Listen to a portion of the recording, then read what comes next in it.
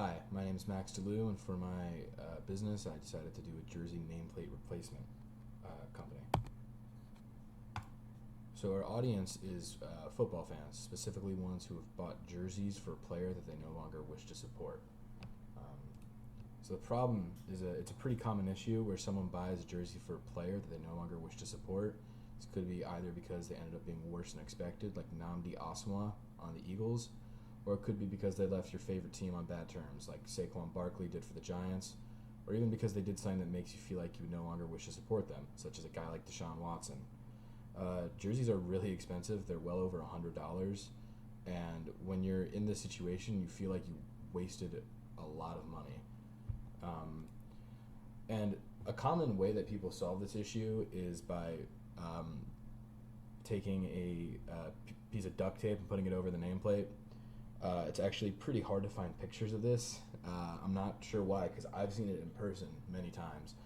But this is the best example I could find. Obviously, this person's trying to make a statement on the Browns quarterback situation. But generally, just, this person bought a couch jersey, and when the team moved on, they felt like it was a waste of money, and so they had to find a way to utilize it.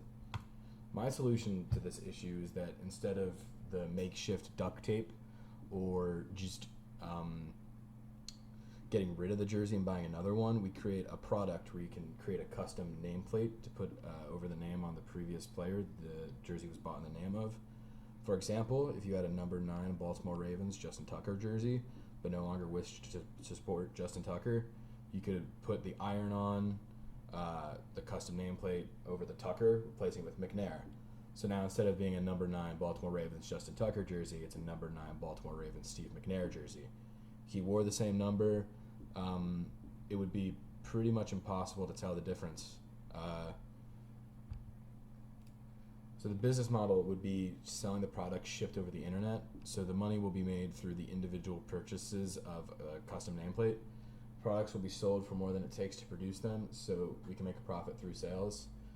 There could be things like, for example, if there was a common nameplate replacement, like if the Steve McNair example I used was for some reason particularly popular, that one could be cheaper to sell because it would be able to be mass produced. But generally, it would have to be on a per order basis. Will people buy it? An average NFL game is viewed by 17 million people, which is a lot. There were about $419 million made off of sports merchandise in the last year, which means a lot of jerseys being purchased. The question comes from what percentage of overall football viewers have jerseys that they wish were different. Realistically, we can say that's under 1%. Most fans don't have a lot of jerseys. But the reluctance to buy jerseys due to the steep price means that someone is more likely to want to recycle a jersey rather than discard it entirely, which is good for our business. If we say we get 0.1% of football fans to purchase our product, and just saying that the amount of football fans is the average viewers per the average game, that gives us an audience of 17,000 people. If we sell 17,000 plates and make a profit of $14 off each plate, we make a revenue of $238,000. The reason I picked $14 is because the price for producing such a nameplate would probably be about $1 to $3 per plate. If we were using screen printing, if we used stitching, which looks better, it looks more like the game-worn jerseys, but not even like the ones that are sold to people, that would probably be $4 to $6. If we spend about $50 a month on the website, that's $600 a year. Marketing about $500 a month, $60,000 a year. Because if we're not selling them, we're not making any money, and so people need to be able to see it. It'd be really expensive, but that's really the only way to do it. Storage costs for the nameplates that haven't been sold yet wouldn't be too expensive. They're not big. $50 a month, $600 a year. Shipping would probably be about $4 a plate. If we charge $25 per plate, then we're making $14 per plate. The total annual cost would be $72,000. Total revenue would be $238,000 with a profit of $166,000. The most difficult factor when it comes to funding is the fact that the NFL could come at us through the legal system. We have to skirt the copyright system because they'll have trademarks on the colors, they'll have trademarks on the fonts, which means that the sources of funding might be hesitant to give us money, and truthfully, the NFL could bury us pretty easily if they decided to sue us.